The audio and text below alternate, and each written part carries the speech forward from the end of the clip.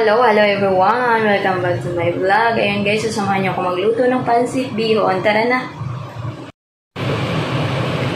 So, ayan guys, ito yung mga ingredients natin gagawin. Meron tayong cabbage. Ito yung bihon. Ay, binabad ko na siya sa tubig. So, ayan guys, meron tayong garlic at onion. Meron tayong leftover na mga karne. At meron tayong sardinas para mas masarap.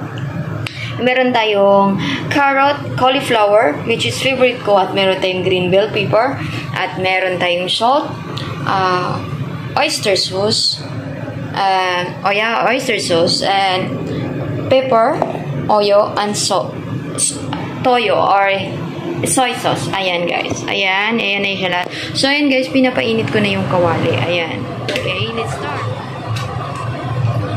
So, ayun guys, maglalagay na tayo ng mantika or oil sa ating pan or sa ating kawali. So, ayan guys, nilagay ko na ang onion and garlic. So, pinagsabay ko talaga yan guys para yung onion guys is mas maluluto siya at para yung taste at amoy niya guys is talagang maa-absorb siya guys. Talagang lalabas siya. So, ayan guys, mix lang natin siya. Yan, kung mapapansin nyo guys, is nagko-color light brown na siya. So, ibig sabihin guys, medyo na absorb na yung oil sa loob guys. And ilagay na natin ang leftover na mga karne, leftover na mga ulam natin. Pwede lahat guys, kahit mga leftover ay masarap po siya sa pansit. So ayan guys, meron kahit halo-halong karne na yan guys, na leftover hinalo ko. So ilagay ko yon ang lahat-lahat na leftover para mas masarap siya. So, ayan guys, kung nakikita nyo, mix-mix ko lang para mahalo din yung garlic at onion. Ayan, sardinas guys. Alam nyo ba guys kung bakit sardinas is favorite ko talagang ilalagay din siya sa pansit? Kasi, bukod sa mga leftover na karne guys, gustong-gusto ko talaga ang sardinas ihalo sa pansit din guys. So, dagdag pampalasa rin po talaga siya. So, kakaiba, diba? Kakaiba yung trip ko. Pero sure guys, sobrang sarap sa pansit kapag ganyan din yung style. O bago ba sa tingin ninyo? So ayan guys, ihalo na natin lahat ng mga ingredients na mga medyo matagal-tagal na maluluto. Like carrots or kahit anong gusto nyo ilagay sa pansit ninyo. So ilagay na natin yan siya guys. Ayan.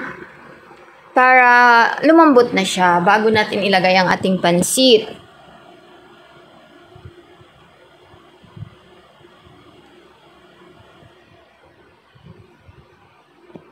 Kakaiba ba sa paningin nyo guys? Leftover with sardinas. So, sobrang sarap niyan guys. Try nyo rin guys kung magustuhan ninyo. Pero for me is favorite po namin yan. At yung asawa ko is favorite din po kumain ng pansit. Like, basta try nyo lang guys. Kailangan din natin mag-explore sa ibang style. Hindi lang tayo mag-focus sa isa. Tsaka sa paglagay naman ng water guys is optional yan guys. Kung depende na rin po kung gaano kadami yung ilagay nyo ha.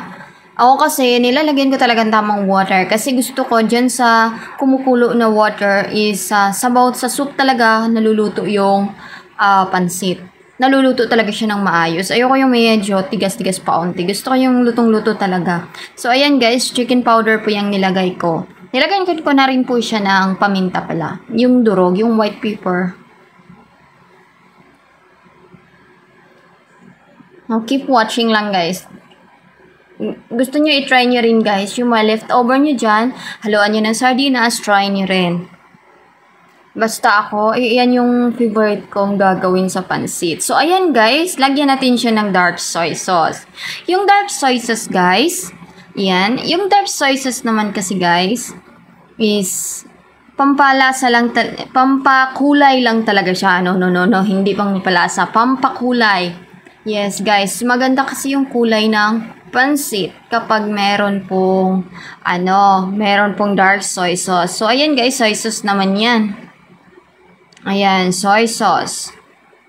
Yung plain soy sauce, toyo. Yes, toyo.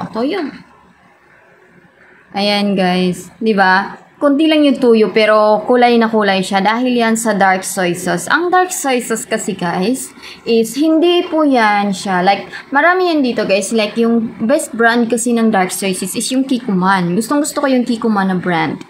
So ayan guys, kung makikita nyo guys, konti lang yung soy sauce nilagay natin kasi medyo maalat ang soy sauce, diba? Ang dark soy sauce guys, hindi po siya maalat guys. Halos wala po siyang, hindi po siya kasing lasa ng original soy sauce guys. Pampakulay talaga yan siya guys. So ayan guys, nilalagay na natin yung ibang mga veggies. Lahat ng veggies guys, depende po guys kung gusto nyo ilagay lahat guys. Pero sa akin guys, nilalagay ko talaga para sabay na silang maluluto guys. At gusto ko yung hindi overcook at hindi rin po hilaw talaga. Gusto kong yung tamang luto talaga.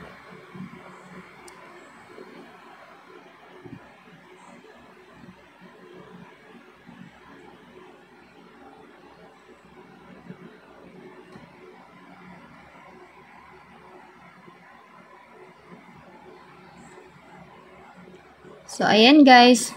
Ilagay na natin lahat ng veggies. Lahat ba? Ayan, ating green bell pepper. Ang green bell pepper guys is para lang siya yung disenyo or para yung medyo nakakatulong din siya sa taste at talaga sa taste at yung smell.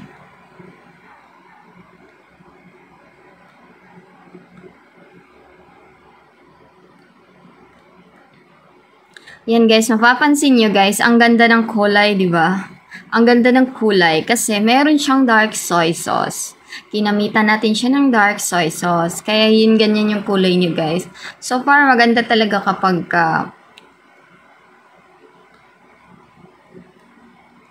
merong dark soy sauce.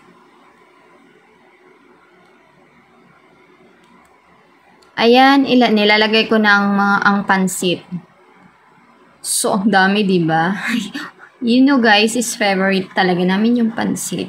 Sobrang dami. Yes. So, ayan, guys. Ayan na yung ating finished product. Pina-fast forward ko na lang, guys, kasi hindi ko siya kayang haluin mag-isa. Yan, guys. Sobrang colorful, guys. Gawa. Thank you for watching.